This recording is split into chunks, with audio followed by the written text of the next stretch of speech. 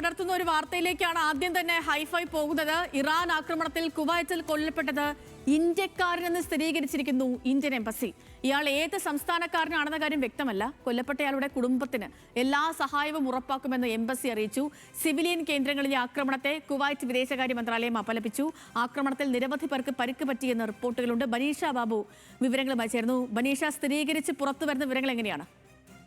Sethu, America Iran നയതന്ത്ര ചർച്ചകൾ ഏകദേശം അവസാനിച്ച മട്ടിലാണ് ഇപ്പോൾ മുന്നോട്ട് നീങ്ങിക്കൊണ്ടിരിക്കുന്നത്. ഈ ഒരു സാഹചര്യത്തിലാണ് ഇന്ന് ഇറാന്റെ ക്വിഷം ദ്വീപിലേക്ക് അമേരിക്ക ഇത്തരത്തിലൊരു ആക്രമണം നടത്തിയത്. ഇതിനു പിന്നാലെയാണ് ഇറാൻ ബഹ്റൈനും കുവൈറ്റും ഉൾപ്പെടെയുള്ള ഗൾഫ് രാജ്യങ്ങളിലേക്ക് തുടർച്ചയായി ആക്രമണം നടത്തിയത്. ഈ ആക്രമണത്തിലാണ് ഒരാൾ കൊല്ലപ്പെട്ടു എന്ന തരത്തിലുള്ള റിപ്പോർട്ടുകൾ പുറത്തുവന്നത്. ഈ കൊല്ലപ്പെട്ടയാൾ ഇന്ത്യക്കാരനാണെന്നാണ് ഏറ്റവും പുതിയ വിവരമെന്ന് പറയുന്നത്. ഇത് ഇന്ത്യൻ എംബസി തന്നെയാണ് ഇപ്പോൾ ഇക്കാര്യം സ്ഥിരീകരിക്കുന്നത്. അതേസമയം ഇയാൾ പേരോ അതുപോലെ ഇയാൾ ഏത് സംസ്ഥാനത്ത് നിന്നുള്ള ആളാണെന്നോ ഒന്നു തരത്തിലുള്ള റിപ്പോർട്ടുകളും ഇതുവരെ പുറത്തു വന്നിട്ടില്ല.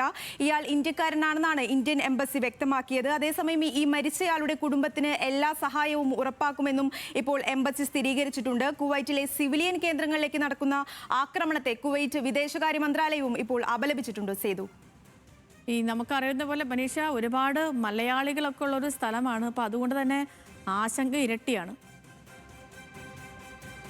അതേ സേതു, ഈ കുവൈറ്റ് ഗൾഫ് രാജ്യങ്ങളെ സംബന്ധിച്ചിടത്തോളം മലയാളികളും ഇന്ത്യക്കാരായ ഒരുപാട് പൗരന്മാരും ഒരു ലക്ഷക്കണക്കിന് ആളുകൾ താമസിക്കുന്ന ഒരു പ്രദേശം, ഒരു മേഖല കൂടിയാണിത്. ഇപ്പോൾ ഈ ഒരു സാഹചര്യത്തിലാണ്, അതായത് ഈ ഇറാൻ കഴിഞ്ഞ ദിവസങ്ങളിൽ ലെബനനിൽ കൊണ്ടുവന്ന ഭാഗിക വെടിനിർത്തലിന് പിന്നാലെ ലെബനനിലേക്കും ഇത്തരത്തിൽ ഇസ്രയേൽ ആക്രമണം നടത്തിയിരുന്നു.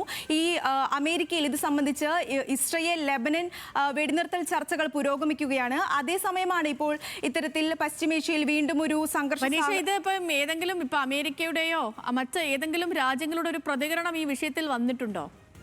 സേതു, ഇതുവരെ ആരും പ്രതികരിച്ചിട്ടില്ല എന്നതാണ്. പ്രതികരിച്ചിട്ടില്ല. ശരി ബനീഷ, ശരി, ഓക്കെ.